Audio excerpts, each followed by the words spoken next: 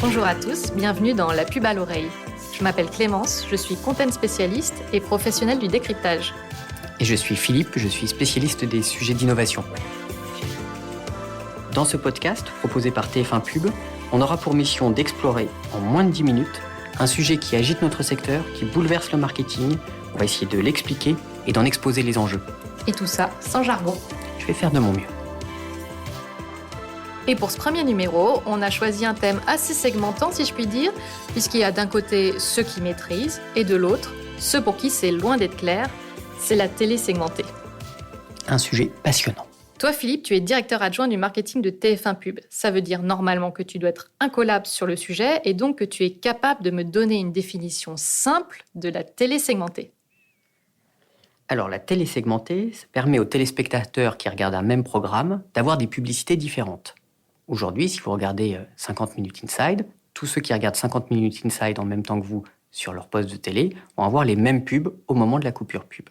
La télé segmentée va changer ça et vous allez avoir des publicités différentes en fonction des caractéristiques de votre foyer.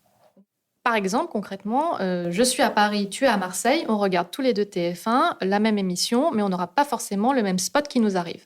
Exactement. Les spots pourront varier en fonction de votre localisation, votre ville, votre région.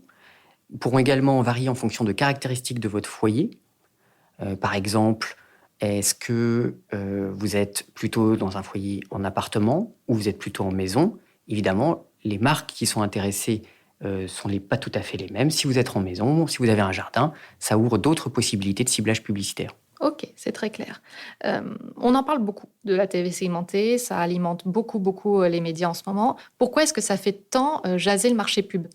Alors avant tout, parce que c'est nouveau. C'est tout neuf. C'est issu de la publication d'un décret de cet été qui a enfin autorisé la télévision segmentée en France.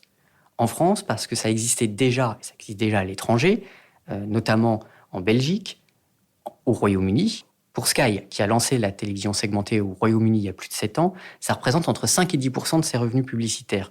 Donc c'est un vrai changement structurel pour le marché de la publicité en France.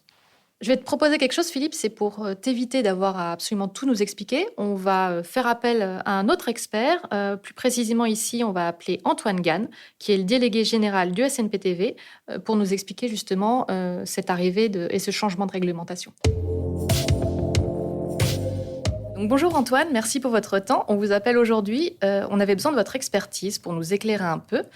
Jusqu'à présent en France, qu'est-ce qu'il était possible, voire permis de faire en matière de diffusion ? Alors aujourd'hui, pour la publicité télé, la diffusion devait être faite à partir d'un signal unique qui était donc le même, diffusé sur toute la France. Il y avait quelques exceptions qui étaient possibles, soit pour les chaînes bien évidemment régionales ou locales, soit pour des tests qui pouvaient être menés sous l'égide du CSA, mais sinon le signal publicitaire devait être le même sur toute la zone de diffusion, donc sur la France entière. Il y a une raison à ça ou pas ? C'est le décret qui règle les questions publicitaires, le décret de mars 1992, qui prévoit l'ensemble des règles des diffusions de la publicité et qui stipulait précisément effectivement cette obligation. Et ce décret, du coup, il a été révoqué, c'est comme ça qu'on dit ? Il a été, pas révoqué, il a été assoupli, modifié le 5 août 2020, avec donc une possibilité de pouvoir avoir un signal différent selon les zones de diffusion. Et pour les régies, l'enjeu principal, j'imagine que ça a été des mois de bataille, en tout cas, pour arriver à faire aboutir ce décret.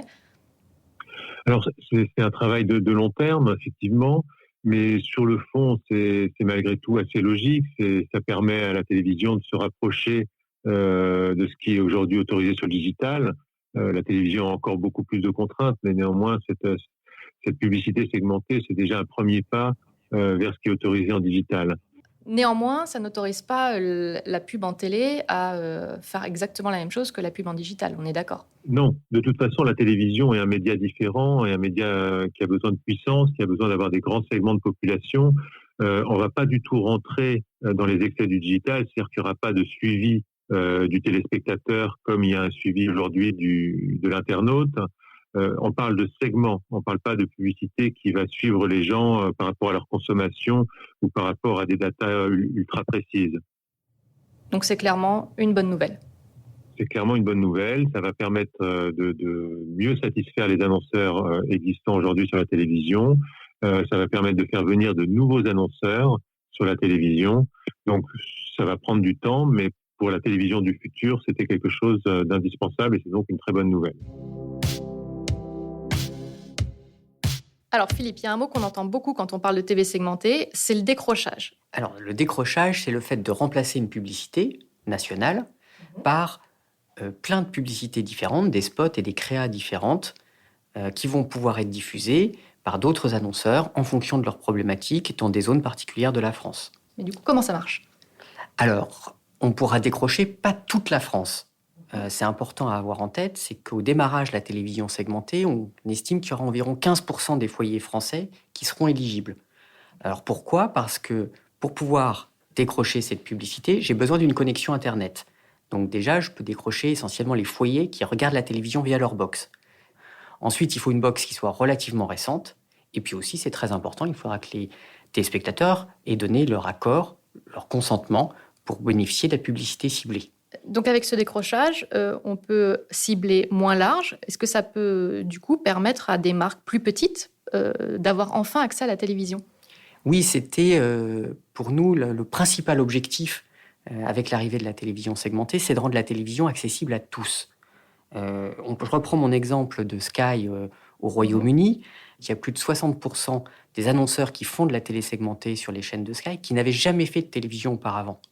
Donc ça ouvre en effet la télévision aux marques locales, aux marques régionales, aux marques de niche, pour qui la télévision mass média serait trop large ou des tickets d'entrée trop élevés par rapport à leurs produits. Mais pour les marques, par exemple, qui sont habituées à une grosse présence en télévision, qu'est-ce que la TV segmentée, ça peut leur apporter ?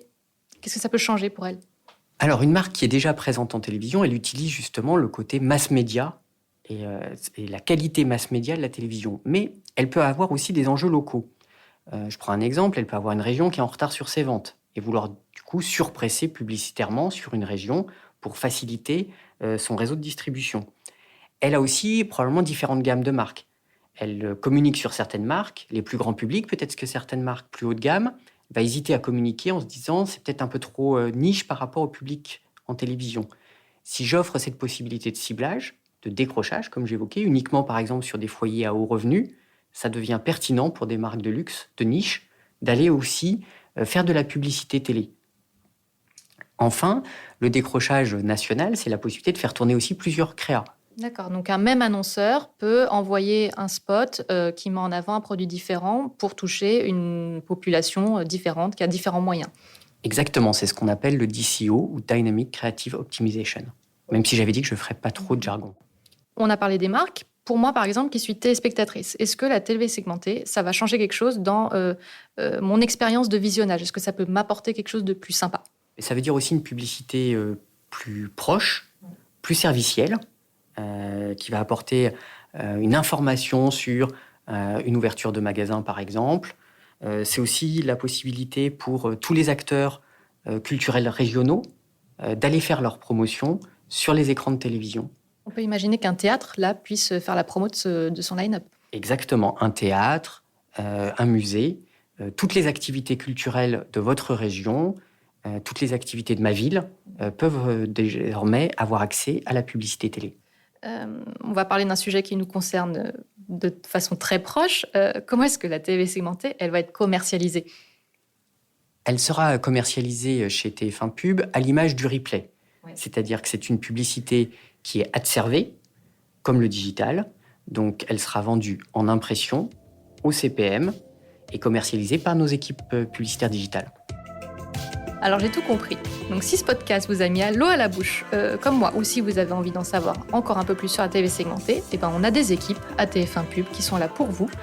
Pour les contacter, c'est facile. Vous pouvez aller sur tf1pub.fr ou nous retrouver sur nos réseaux sociaux. Et Philippe, est-ce que je peux te demander, est-ce que tu es OK pour nous préparer un autre sujet à décrypter pour le prochain épisode ? Avec plaisir. Bon, super. Alors, on vous dit merci et à bientôt dans la pub à l'oreille.